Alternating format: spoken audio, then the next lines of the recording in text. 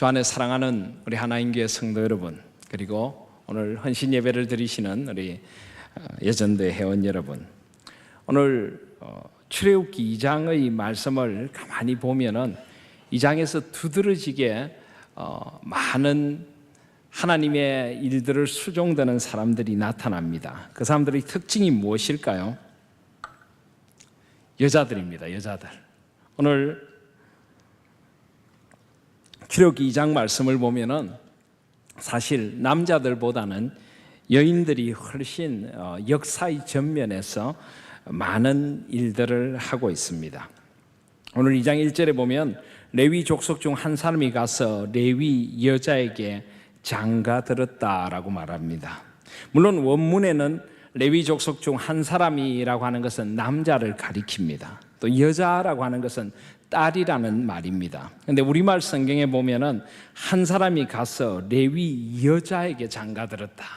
우리말 성경에는 여자가 굉장히 강조가 되고 있습니다. 또 이 여인, 이 어머니가 그 아이를 2절에 보면 그 여자가 잉태하여 아들을 낳아 그 준수함을 보고 그를 석 달을 숨겼다. 이 아이가 누구입니까? 모세이죠. 그런데 이 모세를 숨기는데 주도적인 역할을 하는 것도 역시 이 어머니로 오늘 출애굽기 2장은 나타나고 있습니다. 또 더 숨길 수 없게 되어서 이 모세를 위하여 갈 상자를 가져다가 역청과 나무진을 칠하고 아이를 거기 담아 하숫과 갈대 사이에 두었다라고 합니다. 역시 주도적으로 여인이 이 일들을 하고 있는 모습으로 출애굽기는 그리고 있습니다.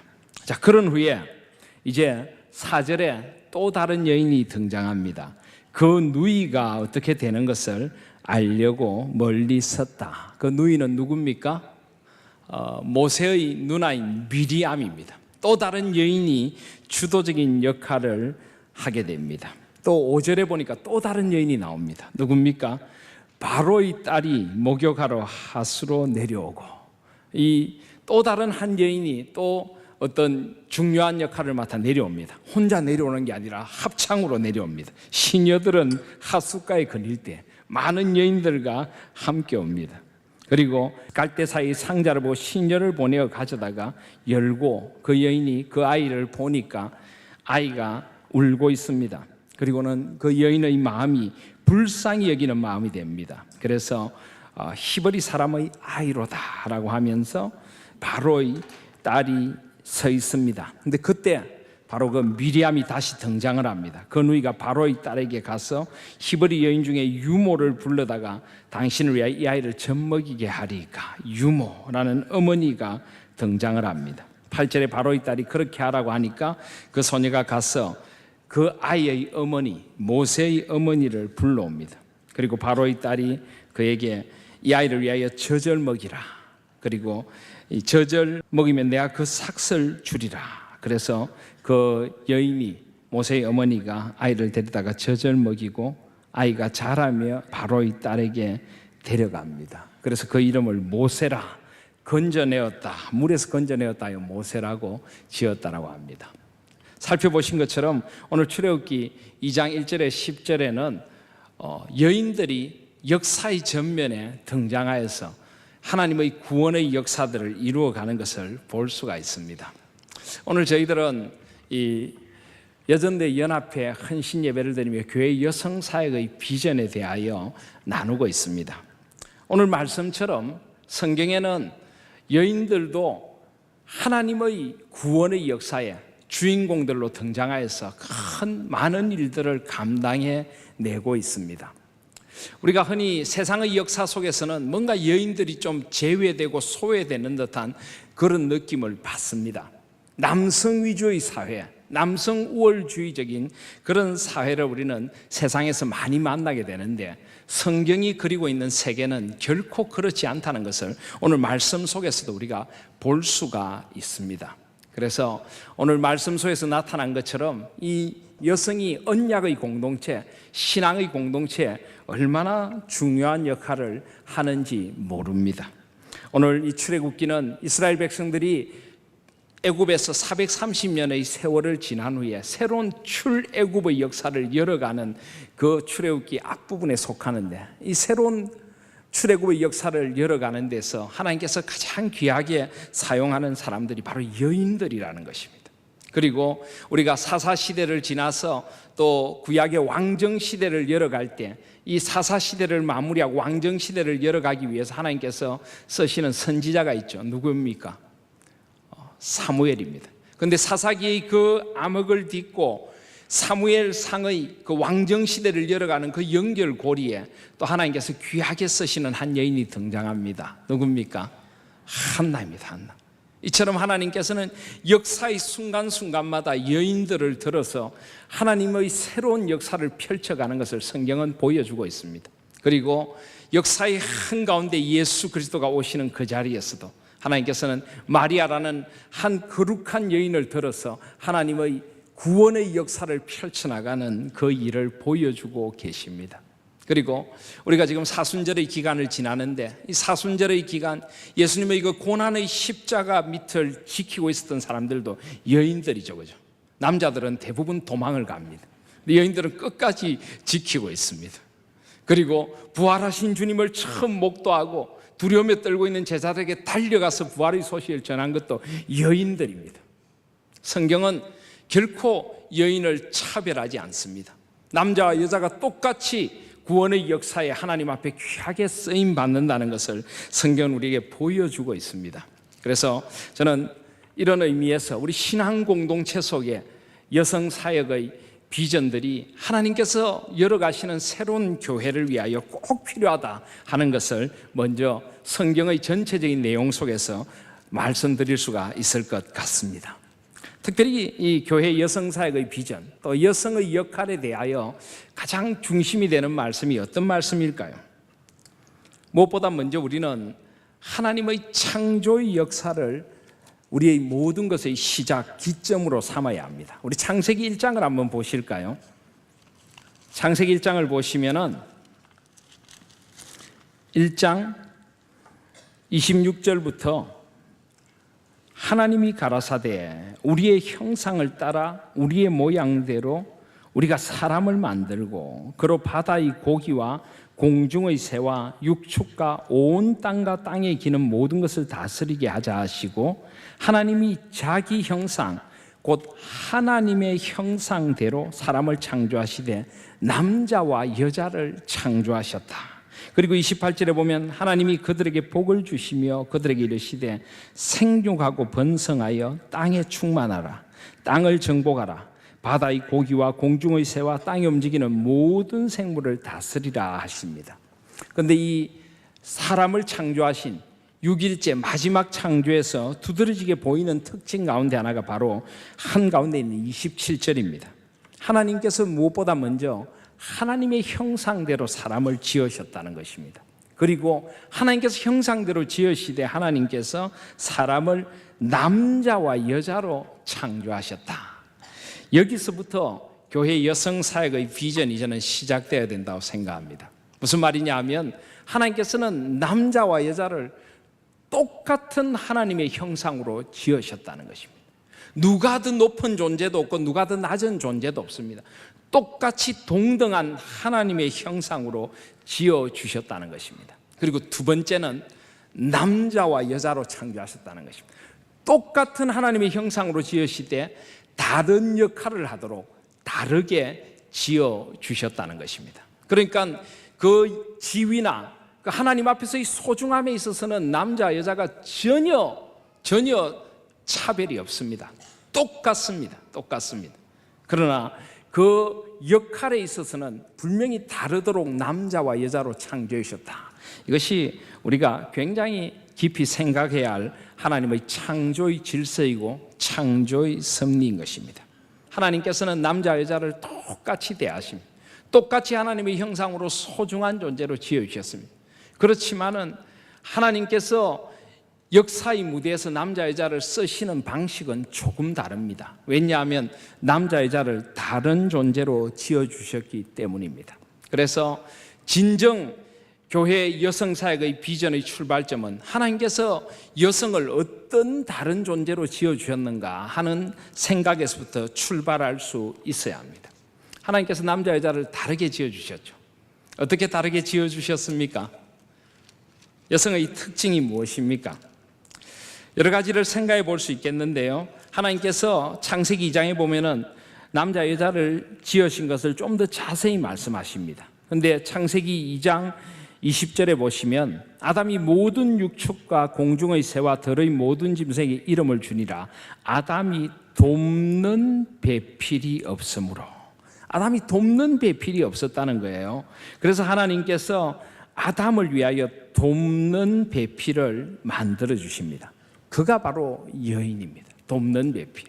그래서 남자 여자의 가장 두드러진 차이가 무엇인가? 하나님께서는 여성을 돕는 배필로 지어주셨다는 것입니다. 그런데 여기 돕는 배필이란 말이 무엇일까요? 여기 돕는 배필이란 말 때문에 많은 사람들이 오해를 합니다. 남자가 우선적이고 남자를 돕기 위한 하나의 조수처럼 여자를 지으셨다, 이렇게 생각하는 사람들이 있습니다. 그것은 분명히 성경이 말씀하고 있는 바하고 전혀 다른 오해입니다. 우리말 성경의 번역이 돕는 배필로 되어 있으니까 꼭 그렇게 보여질 수 있는데요, 여기 돕는다는 말이 무슨 말입니까? 이 돕는다는 말은 원래 히브리 에제르라고 하는 말인데요, 이 말은 시편 121편에 하나님께서 우리를 도우시는 자라 할 때 이 하나님이 우리의 도움이 되신다, 나의 도움이다, 이 여기에 나오는 말하고 똑같은 말입니다. 자, 그렇다면 여러분, 하나님이 우리의 조수입니까? 우리가 주도적이고 하나님이 우리를 그냥 옆에서 도와주시는 조수입니까? 아니지요. 그래서 사실 이것을 돕는 배필로 해석을 하면은 조금 그런 오해를 낳을 수가 있는데, 사실 여기 돕는다는 말은 완전하게 한다, 이런 뜻입니다. 그러니까 완전하게 하는 자, 하나님은 우리를 완전하게 하고 온전하게 만들어 주시는 분이십니다. 여기 보니까 아담이 혼자 있는 것이 불완전하다는 것입니다.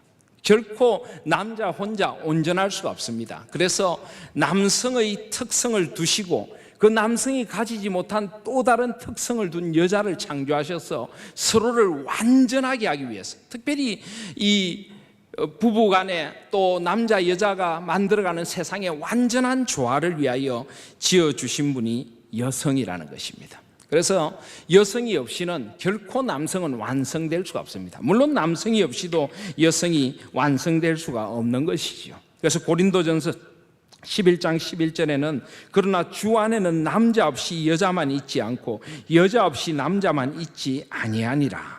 여자가 남자에서 난 것 같이 남자도 여자로 말미암아 났으나 모든 것이 하나님에게서 났느니라.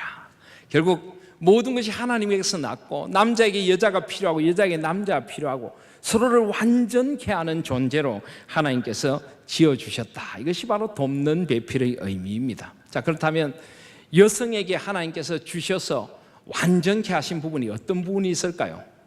남자 여자가 어떤 차이가 있겠습니까? 여러분, 남자가 오래 삽니까? 여자가 오래 삽니까? 여자가 오래 삽니다. 남자분들 기분 나쁘시겠지만은 남자들 평균 수명은 우리나라 약 77세입니다. 여자는 84세입니다. 여자분들이 남자분보다 무려 7년이나 더 오래 삽니다. 여자분들은 남자분들 좀 긍휼히 주시길 바랍니다. 일찍 죽을 사람들이기 때문에. 그런데 그 이유가 뭘까요? 왜 여자들이 7년을 더 오래 살까요? 평균 수명이. 물론 우리는 하나님께서 그렇게 정해놓으신 창조의 법칙이 있겠지요. 그런데 또 다른 이유들을 우리가 생각해 본다면 어떤 이유가 있겠습니까? 여자들이 남자들 등골을 빼먹어서 남자들이 일찍 죽는다, 그렇게 생각을 하는 남자들이 많이 있습니다. 과연 등골을 빼먹어서 그럴까요?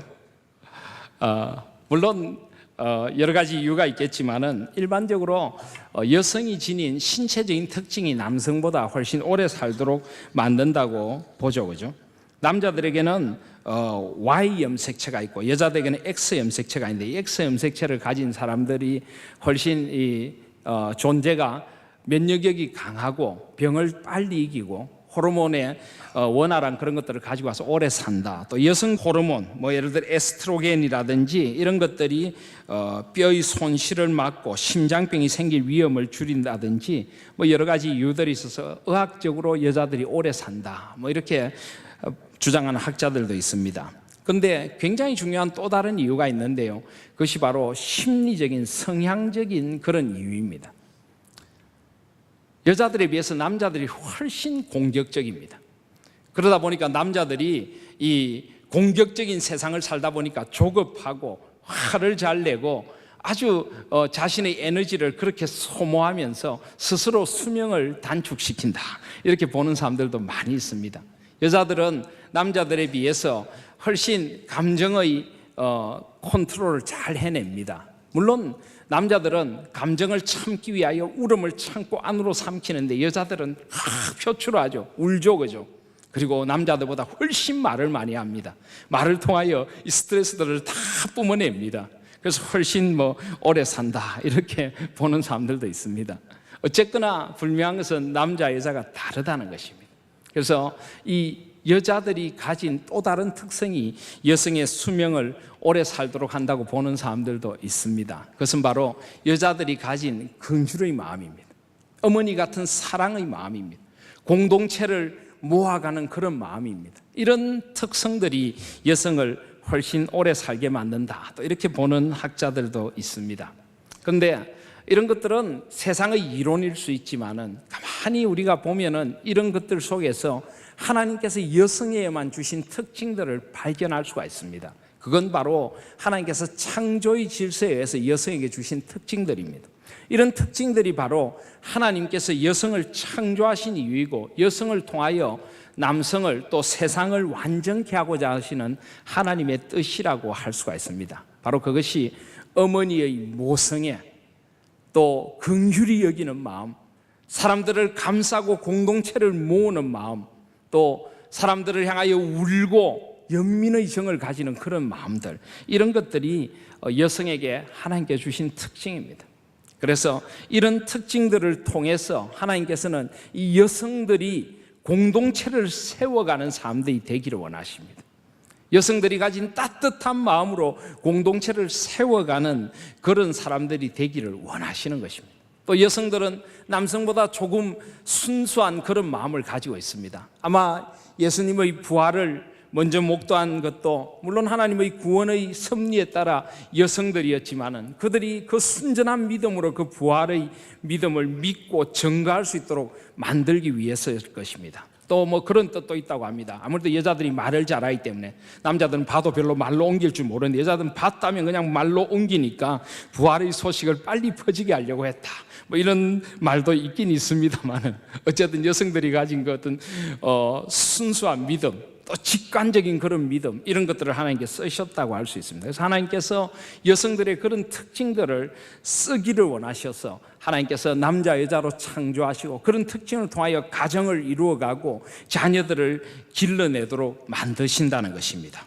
오늘 출애굽기 말씀도 바로 그런 것들을 우리에게 잘 보여주고 있습니다. 오늘 보면 2장 1절을 다시 한번 보시면 레위 족속 중 한 사람이 가서 레위 여자에게 장가를 들었다. 그리고 그 여자가 잉태하여 아들을 낳아 그 준수함을 보고 그를 석 달을 숨겼다라고 하는데 왜 숨겼습니까? 이것은 바로 이스라엘 백성들이 점점 많아지는 이유 때문에 바로가 이스라엘의 남자아이가 태어나면 그 남자아이를 그 하수 나일강에 버려서 죽이려고 했던 그런 무시무시한 학정 때문이었습니다. 그런데 그 여자가 모세의 어머니가 그 아이를 숨겨서 석 달을 지냅니다. 이것은 바로 여인의 그 강인한 모성애 때문에 나온 것입니다. 물론 남자도 아이를 사랑하지만은요, 진짜 절대적인 그런 위기의 순간에는 여성의 모성애가 훨씬 강하게 작용을 합니다. 그래서 그 강한 모성애로 여인은 그 아이를 석 달 동안 숨길 수가 있었던 것입니다. 바로 하나님께서 여성에 주신 그 모성애를 통하여 역사의 한 장을 새롭게 열어가신다는 것을 알 수가 있습니다. 그리고 3절에 보면은 더 숨길 수 없이 되며 그를 위하여 갈상자를 가져다가 역청과 나무진을 칠했다라고 하는데요, 여기 상자라고 하는 말은 히브리어 원어의 테바라고 합니다. 이 상자가 바로 방주하고 같은 말, 방주. 우린 방주를 흔히 배처럼 생각하는데, 방주는 사실 노아의 방주는 배가 아니라 네모 상자입니다. 큰 상자를 만들었다는 것이죠. 왜 상자일까요? 왜 배가 아니고? 그 큰 홍수 속에서 배라는 것은 인간의 의지로 어딘가로 나아간다는 그런 의미를 가지고 있습니다. 노아는 결코 자신의 의지로 어디로 나아가기를 원하지 않았고 또 나아갈 수도 없습니다. 오직 그냥 상자를 만들어서 하나님의 뜻대로 이 땅에 생명체와 보존하도록 하고 하나님께 모든 것을 맡깁니다. 상자는 그냥 바람이 부는 대로 떠다니는 것입니다. 자기의 힘으로 가는 것이 아니죠. 하나님께 온전히 맡긴다는 그런 의미가 있습니다. 오늘 이 상자도 마찬가지입니다. 하나님께 온전히 맡기면서 모세를 하나님의 손에 맡기며 갈상자를 만들어서 갖다 놓습니다. 그는 지금 갈상자이지만은 이제 창세기 이후에 출애굽기가 나오기 때문에 이것은 이스라엘 백성들에게는 하나의 방주로 읽혀집니다. 구원의 방주, 조그만 방주를 만들어서 그 방주에 아이를 실어서 그 나일강에 떠내려 보냅니다. 이 어머니의 아픈 마음, 이때 여러분 그 모세의 어머니 요게벳이 얼마나 간절히 기도했겠습니까? 이 어머니의 눈물의 기도가 이 방주에 담겨 있는 것입니다. 여인들은 남성보다 더 많은 눈물을 가지고 있습니다. 더 많은 애틋한 마음을 가지고 있습니다. 그래서 여인들은 성경에 언제나 기도의 여인으로 등장을 합니다.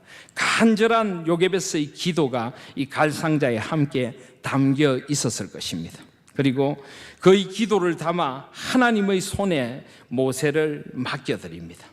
이것이 바로 하나님께서 여인들에게 주신 특성을 통하여서 하나님께서 여인들을 쓰시는 모습을 잘 보여주고 있습니다. 또 4절에 보면은 그 누이 미리암이 어떻게 되는 것을 알려고 따라갔다라고 말합니다. 여성들은 남성들에 비해서 호기심이 더 많습니다. 물론 여기에서는 하나님께서 또 미리암에게 그런 마음을 주셨을 것입니다. 이때 미리암의 나이가 아마 한 13살에서 15살 정도 되었을 것이라고 학자들은 보고 있습니다. 또 어머니가 부탁을 했는지 모르지만은 그 누이는 그런 또 아픈 마음을 안고 갑니다. 이상하게 남자아이들은 이런 잔정이 별로 없습니다. 여자아이들은 그렇지 않죠, 그죠? 동생에 대한 애틋한 마음을 가지고 어떻게 되는 것을 알려고 멀리 따라갑니다. 그리고 5절에 보면은 바로의 딸이 목욕하러 하수에 내려왔다가 그 상자를 가져오라고 합니다. 그 당시 이 나일강에 버려지는 히브리 아이들이 많았습니다.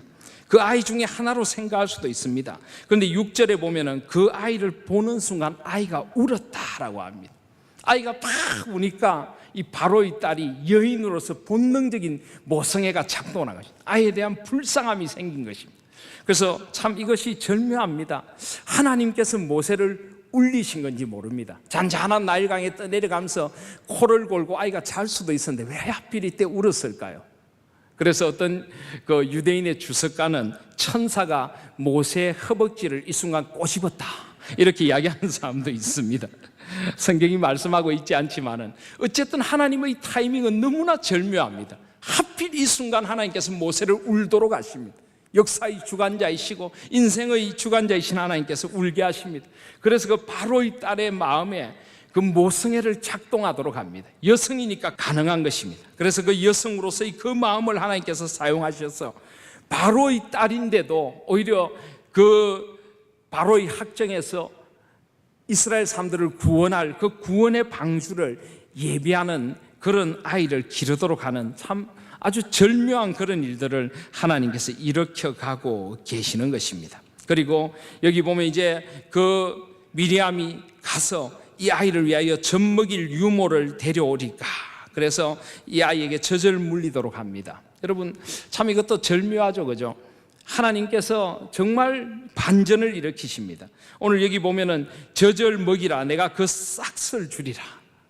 하나님께서는 어쩔 수 없이 이 아이를 더 이상 숨길 수가 없게 되어서 이 아이를 갈대 상자에 넣어서 방주에 넣어서 물에 띄울 수밖에 없도록 했는데 이 아이를 엄마 품에 다시 줄 뿐만 아니라 젖먹이는 싹까지 합해가지고 주십니다. 이게 바로 하나님의 반전입니다. 이게 바로 믿음의 역사입니다. 우리는 믿음의 일을 알지 못합니다. 그러나 믿음으로 이것을 행할 때 하나님께서 그런 놀라운 일들을 일으켜 주시는 것입니다.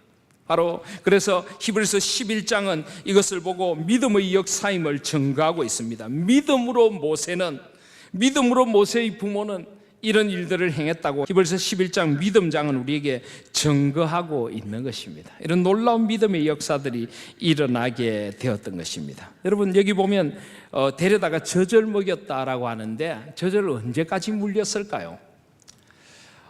역사에 의하면 이스라엘 사람들은 적어도 한 3살까지 젖을 먹인답니다. 심지어는 한 5살 이렇게까지 젖을 먹였다는 기록도 있고요. 또 애굽의 정상적인 교육이 7살부터 시작되기 때문에 7살까지 젖을 물리면서 모세를 키웠을 것이다 이렇게 보는 사람들도 있습니다. 젖을 아주 늦게까지 물립니다. 옛날에 우리 어머니들도 젖을 늦게까지 물렸죠, 그죠? 적어도 돌 이상까지 젖을 물렸지 않습니까? 물론 먹을 게 없어서 그랬을 수도 있지만은 이 젖을 오랫동안 물리는 게 굉장히 좋다고 합니다. 유대인들이 전 세계에서 제일 머리가 좋은 이유 가운데 하나가 아마 오랫동안 모유를 먹여서 그런 것 아닐까 이렇게 보는 학자들도 있습니다. 갑자기 후회가 되시죠? 나도 3살까지 물려볼 걸 이런 후회가 되시는 분이 없으십니까? 실제로 이 젖에서 나오는 모유 성분이 굉장히 좋을 뿐만 아니라 젖을 물리면서 아이가 가지는 이 심리적인 안정감이란 것이 아이의 정서 발달에 굉장히 좋다고 합니다. 그리고 무엇보다 이스라엘 사람들은 모유를 먹이면서 이 아이를 아는 채로 아이에게 신앙 교육을 시킵니다. 이게 얼마나 중요한지 모릅니다. 모세가 어떻게 하나님의 사람으로 자라날 수 있었겠습니까? 모세가 어떻게 하나님의 그 위대한 구원의 사역을 수종드는 믿음의 사람이 될 수 있었겠습니까? 모세는 바로의 궁정에 자라났지만은 히브리 동포를 괴롭히는 애굽의 사람을 참을 수가 없는 뼛속 깊은 히브리 사람, 하나님의 사람이었습니다. 어떻게 그런 사람이 될 수 있었을까요? 바로 이 어머니가 젖을 물리며 모세에게 하나님의 이야기를 들려주었기 때문입니다. 너는 뭐라고 해도 하나님의 사람이야. 하나님께서 언약의 약속대로 우리를 이 애굽 땅에서 데리고 나가실 거야. 그 언약이 하나님을 기억하라고 모세에게 하나님의 말씀을 가르치고 하나님의 찬양을 들려주었을 것입니다. 그래서 모세는 그런 하나님의 사람이 되었던 것입니다. 여러분 아십니까? 지금도 이스라엘은 모계사회입니다. 모계사회. 지금 현대 이스라엘에 가면요, 이스라엘 사람들이 2000년 동안 전 세계에 흩어져 살았기 때문에 온갖 피들이 섞여가지고 아주 다양한 사람들이 이스라엘로 돌아오고 이민을 오고 그럽니다. 그런데 그런 다양한 혈통을 가진 사람들이 이스라엘로 들어올 때요, 이 사람들이 유대인이냐 아니냐, 이스라엘 사람들이냐 아니냐를 평가하는 기준이 있습니다. 아버지는 아무리 이스라엘 사람이라도 어머니가 이스라엘 사람 유대인이 아니면 그들은 유대인으로 인정을 잘 하질 않습니다. 그런데 어머니가 유대인이면 아버지가 어떤 혈통을 가진 사람이라도 무조건 유대인으로 다 받아줍니다. 그 이유가 뭘까요? 바로 신앙은 어머니의 품에서 길러진다는 것입니다. 이스라엘 사람들의 정체성은 어머니의 품에서 길러진다는 것입니다. 하나님의 백성은 어머니의 품에서 양육된다는 것입니다. 하나님께서 모세를 그렇게 어머니의 품에서 하나님의 사람으로 길러내신 것입니다. 그것이 바로 하나님께서 여인을 통하여 하신 일들입니다. 사랑하는 우리 여전대 회원 여러분, 그리고 사랑하는 우리 성도 여러분, 오늘 이 말씀 속에서 하나님께서 여인들을 어떻게 사용하시는가를 여러분은 만나실 수 있겠습니까? 오늘 하나님께 주신 이 여인들을 사용하시는 방식이 오늘도 하나님의 언약의 공동체를 이루어가기 위하여 하나님께서 여인들에게 원하시는 것입니다. 여인들의 순전한 믿음, 그리고 하나님을 향한 그런 열정들, 그리고 자녀를 향한 모성애와 공동체를 향한 그런 마음들, 다른 사람들을 품어줄 수 있는 연민의 마음과 사랑의 마음들, 이런 것들을 통해서 이스라엘의 언약 공동체를 이어가고 여인의 품 속에서 하나님 아버지의 사랑의 품을 느끼고 그 말씀을 배우고 자라도록 하시는 것, 이것이 바로 하나님께서 하시고자 하는 일인 것입니다. 저는 오늘 우리 하나님교회 여전대 연합회도 이런 비전들을 가진 여전대 연합회로 더욱 우뚝 서갈 수 있기를 소원합니다. 하나님께서 여성에게 주신 그 순전한 믿음의 자리를 잘 이어가시기를 바랍니다. 바로 이 그 서슬푸른 칼날도 두려워하지 않고 오직 하나님을 믿고 순전한 믿음으로 그리고 하나님께서 맡겨주신 그 아이에 대한 강한 책임감으로 하나님의 일을 감당했던 그런 마음으로 우리 여전도회를 이끌어 갈 수 있는 우리 믿음의 여전도 회원들이 되시고, 또 교회를 그렇게 섬길 수 있는 여전도회 회원들이 되시기를 바랍니다. 그리고 교회에 자라나는 세대들에게 신앙을 전수해 주십시오. 여러분의 자녀들은 물론이고 교회에 온 자라나는 자녀들의 어머니가 되어주시기를 바랍니다. 신앙의 어머니로 그 하나님의 사랑을 전해주고 교회를 어머니의 품 같은 따뜻한 품으로 만들어가는 그런 역할을 해주시기를 바랍니다. 칼빈은 교회가 어머니의 품이라고 했습니다. 로마 카톨릭, 이 중세 잘못된 로마 카톨릭에서는요, 이 하나님은 성부 하나님, 아버지시기 때문에 어머니가 필요하다. 그래서 그 어머니를 누구를 가지고 왔습니까? 동정녀 마리아를 가지고 왔습니다. 그래서 이 마리아를 마치 하나님인 것처럼 추앙하고, 이 마리아를 뭔가 이 하나님의 자리에 올려가지고 무슨 성모 무염수태스리니 이 성모는 죄가 없었다든지 이런 말도 안 되는 교리들을 가지고 마리아를 신격화했습니다. 그런 중세의 잘못된 로마 카톨릭 그런 신학에 대하여 종교개혁가들이 강하게 이것은 성경적이지 않다고 하면서 그들이 새롭게 발견한 것은 결코 마리아라는 한 인간이 아니라 하나님께서 교회를 어머니로 주셨다는 것입니다. 하나님 아버지를 자신의 아버지로 만난 모든 사람은 교회 속에서 어머니 품에서 양육되듯이 교회의 교인으로 자라나야 된다는 것입니다. 그래서 교회는 어머니의 품이 되어줘야 합니다. 자녀를 기르듯이 자녀에게 따뜻함과 안정감을 주고 자녀를 저주로 기르듯이 말씀 안에서 기르는 그런 교회가 되어져야 합니다. 물론 그 역할은 남자들도 함께 해야 하지만 그런 역할을 하기 위해서 굉장히 중요한 것이 여성인 것입니다. 우리 하나님 교회가 이런 여성의 사역들이 아름답게 자리매김해서 하나님께서 원하시는 그런 교회로 우리 교회가 우뚝 서갈 수 있기를 소원합니다. 우리 교회는 우리 여성들의 헌신의 눈물이 있습니다. 수고의 땀이 있습니다. 주님을 위한 순전한 믿음으로 나아가는 나아감이 있고, 또 교회를 어머니의 품처럼 만들어가는 그런 아름다움이 있습니다. 이런 하나님께 주신, 여성들에게 주신 그 특성들을 잘 살려서 교회를 하나님이 원하시는 공동체로, 긍휼과 사랑의 공동체로, 따뜻한 어머니의 품 같은 교회로 귀하게 세워가시는 우리 모든 여전도회 회원들 다 되시기를 주님의 이름으로 소원드립니다. 아멘. 우리 이 시간 한번 기도 드리겠습니다. 우리 교회 여성사역의 비전들을 생각하면서 하나님께서 나에게 어떤 은사를 주시고 나를 어떻게 세워가기를 원하시는가, 그래서 우리 깊이 생각하시며 이 시간 기도하시고, 또 여성으로서 내가 무엇을 해야 하며 또 남성들이 어떻게 여성들과 함께 교회를 아름답게 세워갈 것인가를 깊이 기도하시는 시간이 되시기를 바랍니다.